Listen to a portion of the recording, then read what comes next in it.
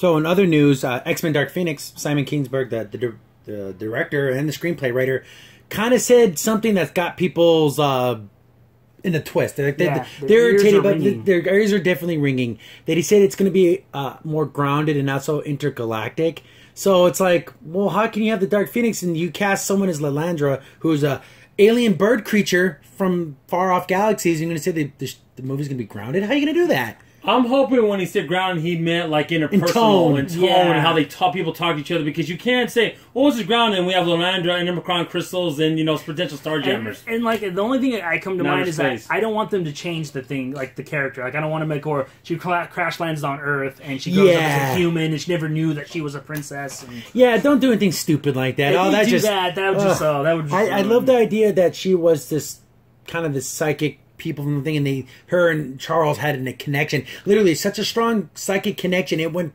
over galaxies. That's crazy. And how she was having a conflict with her brother, and that's why he wanted to be king and emperor and take the Imicron crystal to use it for power. But she knew that if he did that, it would corrupt him, and he would use it for evil. And then that would probably bring out the Phoenix to start destroying everything, and it was just a bad thing. And that connection with Charles made her go to him because he's such a strong psychic, and she had that connection of like, he can help me, even though I never met him before. He's a kindred spirit like me.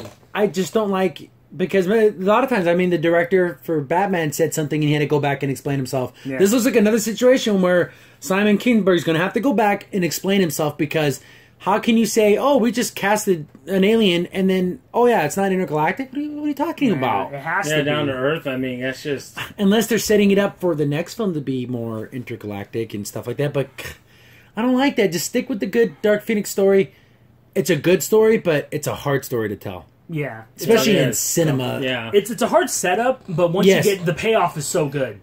But the setup is... I wanted the director to say that before the Logan movie came out, because that makes sense to do that in a Logan movie, because that was what that story calls for, Old Man Logan. But that was a dark and gritty, down-to-earth, and just a spectacular... The first minute of the movie is horror. You know, just down to earth. It's sleeping in his car. You feel like crap. You feel like crap, just like how Logan looks like he feels like crap. Mm-hmm. And I don't necessarily want that for an X-Men team film. No, I don't. It's a little more bright, a little more thing. It was so sad in Logan. Yeah. I don't want that sadness necessarily in an X-Men film right away. You can get to that point, but after the first Wolverine movie and X3, Fox has built a lot of cachet with the X-Men franchise and doing good movie after good movie. Don't ruin it with this one. Don't take some steps backwards. I'm kind of afraid this might do, if that's what the director said, the direction he wants to take this. Because I enjoyed the Apocalypse movie, because I understood the character of Apocalypse and why he acted the way. If he's so powerful, why didn't he just kill everyone? Because he doesn't want to do that. He literally wants you to come to him like he's like your father. Yeah. And like, oh, come to me, my children. That's why he did things the way he did. And he just felt so omnipotent to everything, he didn't have to do it that way. Exactly. So I understand the tone they went for, and they got a lot of flack for that. Yeah. So they can't... I don't think they can weather another film like that where some people understood it, but most people didn't. And we'll just get so much flack, and then the X-Men deserve to be on the screen.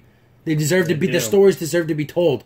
It deserves to be the A-team, I think, in the cinema. It's not right now. It's just not. It's the B team. It's the Avengers. Yeah. Yeah. I would love to see the Marvel, what they would do with an X-Men film if they had the rights. Well, how that would work. That's not going to happen. Well, they'll never, unless these movies bomb so bad for so long, but that's like 15, 20 years from now. Yeah, exactly. Like they had the Spider-Man thing happening, but yeah, it's not going to happen. But Simon Kinberg, he's a good guy. So I know that he knows what he's doing. I just hope that he doesn't let his own personal vision come in the way of the actual vision of the actual Dark Phoenix story. Yeah, just hope he doesn't overthink it. Yeah, you think too much, and then you get this weird movie instead of like a good movie. Mm-hmm.